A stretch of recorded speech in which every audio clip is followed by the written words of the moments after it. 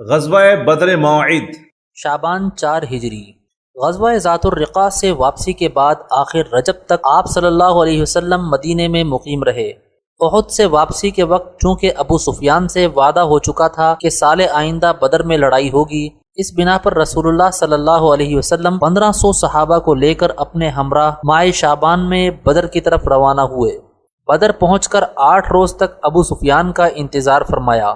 ابو سفیان بھی اہل مکہ کو لے کر مر الزہران تک پہنچا، لیکن مقابلے کی ہمت نہ ہوئی اور یہ کہہ کر واپس ہوا کہ یہ سال قحط اور گرانی کا ہے، جنگ و جدال کا نہیں۔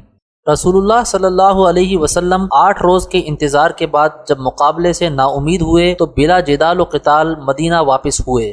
ابو سفیان اگرچہ احد سے واپسی کے وقت یہ کہہ گیا تھا کہ سال آئندہ پھر بدر پر لڑائی ہوگی، مگر اندر سے ابو سفیان کا دل مرعوب تھا۔ دل سے یہ چاہتا تھا کہ حضور پرنور بھی بدر پر نہ آئیں تاکہ مجھے ندامت اور شرمندگی نہ ہو اور الزام مسلمانوں پر رہے۔ نعیم بن مسعود نامی ایک شخص مدینہ جا رہا تھا، اس کو مال دینا منظور کیا کہ مدینہ پہنچ کر مسلمانوں میں یہ مشہور کرے کہ اہل مکہ نے مسلمانوں کے استحصال کے لیے بڑی بھاری جمعیت اکٹھی کی ہے، لہذا تمہارے لیے بہتر یہی ہے کہ قریش کے مقابلے کے لیے نہ نکلو۔ ابو سفیان کا مقصد یہ تھا کہ جب اس قسم کی خبریں مشہور ہوں گی تو مسلمان خوف زدہ ہو جائیں گے اور جنگ کے لیے نہیں نکلیں گے، جس کو آج کل کی اصطلاح میں پروپیگنڈا کہتے ہیں۔ سنتے ہی مسلمانوں کے جوش ایمانی میں اور اضافہ ہو گیا اور حسبنا اللہ و نعم الوکیل پڑھتے ہوئے بدر کی طرف روانہ ہو گئے اور حسب وعدہ بدر پہنچے۔ وہاں ایک بڑا بازار لگتا تھا۔ 3 روز رہ کر تجارت کی اور خوب نفع اٹھایا اور خیر و برکت کے ساتھ مدینہ واپس ہوئے۔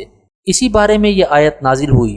الذين استجابوا لله والرسول من بعد ما أصابهم القرح للذين أحسنوا منهم واتقوا أجر عظيم الذين قال لهم الناس إن الناس قد جمعوا لكم فاخشوهم فزادهم إيمانا وقالوا حسبنا الله ونعم الوكيل فانقلبوا بنعمة من الله وفضل لم يمسسهم سوء واتبعوا رضوان الله والله ذو فضل عظيم إنما ذلكم الشيطان يخوف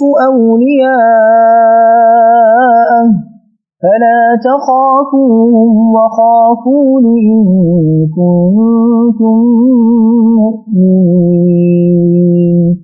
وہ لوگ جنہوں نے زخم کھانے کے بعد بھی اللہ اور اس کے رسول کی پکار کا فرما برداری سے جواب دیا، ایسے نیک اور متقی لوگوں کے لیے زبردست اجر ہے۔